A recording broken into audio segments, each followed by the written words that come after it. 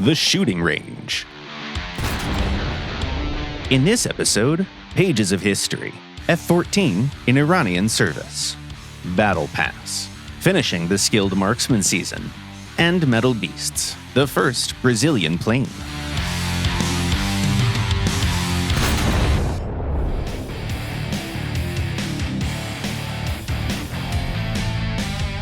It's been 2 months since the active search update, and we're still exploring the new additions. This time, let's take a look at War Thunder's first Brazilian aircraft, the AMX A-1A Ghibli. It's also a good chance to see how it differs from its Italian counterpart.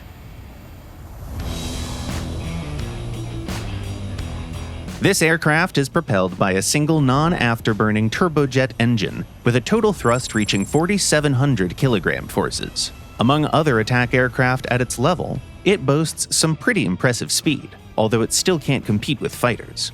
However, the AMX holds its own in maneuverable combat due to its low weight compared to its peers.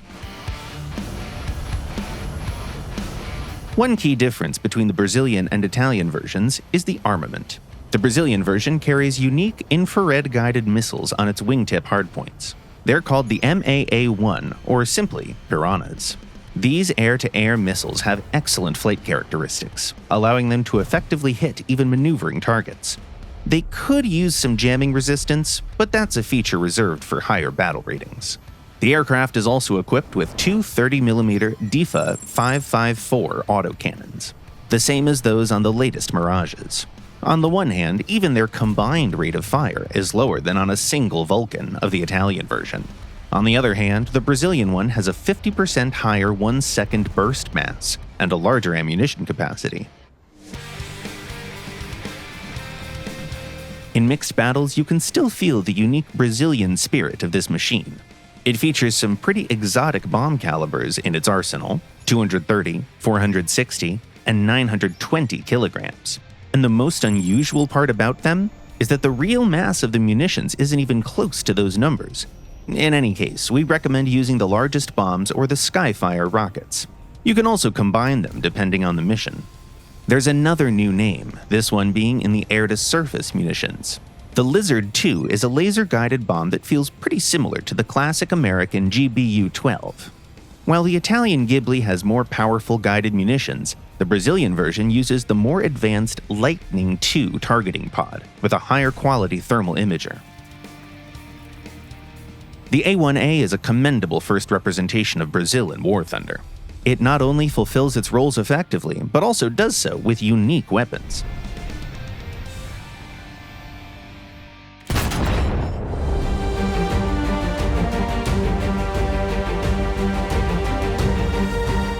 In the early 1970s, the United States offered Iran a choice between two advanced fighters, the F-14 Tomcat and the F-15 Eagle.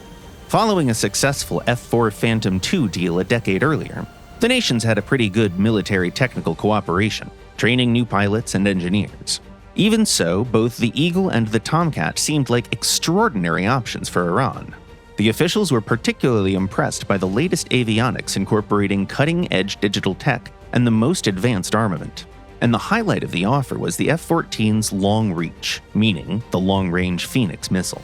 Demonstration flights and the impressive weaponry convinced Iran to choose the Tomcat, despite the higher cost of both the aircraft and the missiles it used. Iran ordered 30 F-14s and over 400 Phoenix missiles, eventually increasing the order to 80 fighters with 10 years of support. The Islamic Revolution of 1979 disrupted those plans. The partnership broke off at a critical moment. The Iran-Iraq War began only 1 year later. Still, almost all the ordered Tomcats successfully made it to the buyer, with the exception of one that remained in the United States. The war became a testing ground for the new fighters, and a good check of its performance against Iraqi aircraft, including the MiG-23s, Su-22s, Mirages, and some others. Reliable data on the F-14's use is scarce. Most of it seems to have been lost forever in the fog of war. We only have a few accounts of singular events, which are still criticized by researchers. The Tomcat's powerful radar could detect Iraqi planes up to 200 kilometers away. None of the warring sides had any tech with similar capabilities, so the fighter was often used as a long-range radar detection system. It didn't mean, however, that the Tomcats ignored their primary responsibilities. The Iran-Iraq War became the true debut of the Phoenix missile. One of the most famous battles where they were used happened near the island of Kharg. On January 7, 1981, pilot Asadullah Adili and radar intercept officer Mohammad Masbouk spotted 3 hostiles flying at around 600 meters. They formed a tight formation, so the F-14 crew decided to launch a single Phoenix at the central machine. They expected the powerful warhead to at least damage a neighboring plane with the explosion.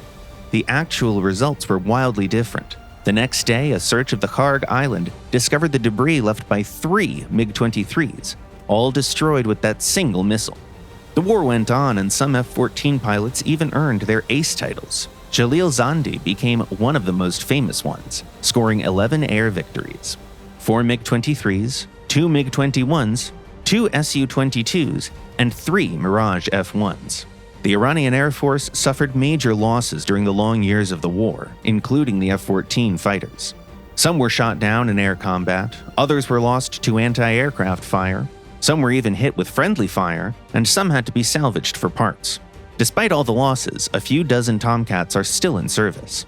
Local engineers even managed to find a way to install extra weaponry that wasn't part of the original design.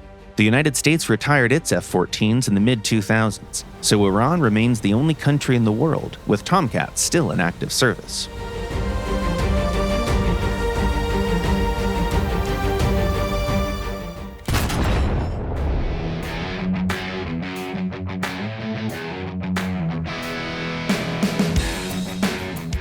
As promised, we continue discussing the progression of the Skilled Marksman Battle Pass. Today we'd like to cover the second half of the challenges. We'll start with the Shooting in Akimbo style task. It's pretty straightforward. Score 20,000 points in missions using vehicles from the current Battle Pass season. To make it simpler, we recommend you pick a mode with more spawns. Here's a small hint. When you use the flying boat and the HE slinger in a battle, all the points you score in that session count, including those earned on other vehicles. Challenge number 9 is Territory Control. Win 10 missions, destroying at least a single enemy and capturing 1 strategic point in each. We believe the best choice for this is fast vehicles with powerful weaponry, like boats or light tanks. Capture a point early in a round and then enjoy leading your team to victory. The next challenge, Shooting Techniques, requires you to play 5 missions with vehicles from 6 different nations. You can pick whatever your heart desires as long as it's rank 3 or higher, and your total activity exceeds 70%. By the way, this task can be easily done simultaneously with others since their deadlines overlap. Challenge number 11 is called Air Gunner. Time to hop into a bomber and destroy 5 player-controlled machines of different branches: aircraft, ground vehicles, and naval vessels. The surface targets shouldn't be a problem, but fighting enemy aircraft might be tricky, since bombers aren't usually made for that. To make this part simpler, you can go for either a large plane with powerful defensive armament, or the opposite, a small agile machine that can down a fighter. And that's the end of time-limited challenges. The next ones unlock once you reach Battle Pass levels 21, 40, and 60. To complete challenge number 12, Aggressive Sniper, you need to control a tank destroyer and score at least 3 frags without losing your own vehicle, 10 times. There's a trick here.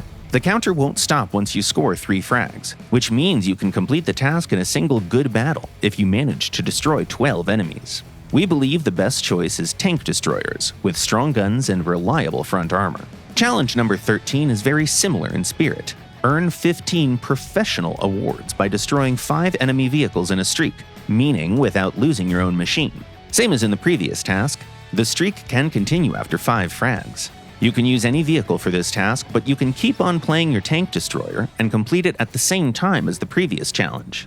And the last one is Variety of Calibers. It requires you to destroy 10 player-controlled vehicles while using ground vehicle weapons of various calibers.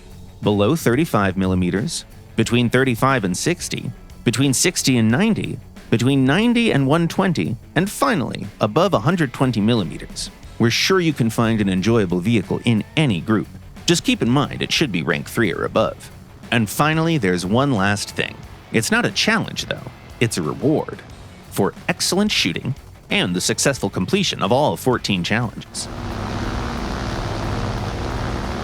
We wish you an enjoyable season and plenty of rewards. Meanwhile, we'll answer some of your questions from the comments.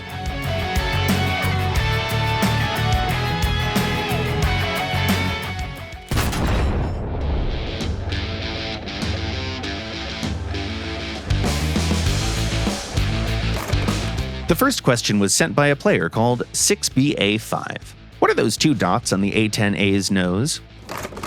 Hi, 6BA5. Looks like you're talking about radar warning system sensors. You can find them on numerous planes and helicopters, and almost all of them look like tiny little eyes. The console WT player asks, will the F-14B ever get Fox 3s? Hi there. Wait, the F-14 already has Fox 3. It's the American Phoenix and the Iranian Fakur 90. The Tomcats never carried any other active radar homing missiles. Another question comes from Silly Goose Gaming. What are the best tactics for the first Leopard in the German tech tree? Hello. The Leopard can boast a good gun and decent mobility, but its armor isn't good for first-line attacks. It's best played at longer ranges or flank attacks. Bennett writes, can you explain what's on the back of some T-80s like the BVM?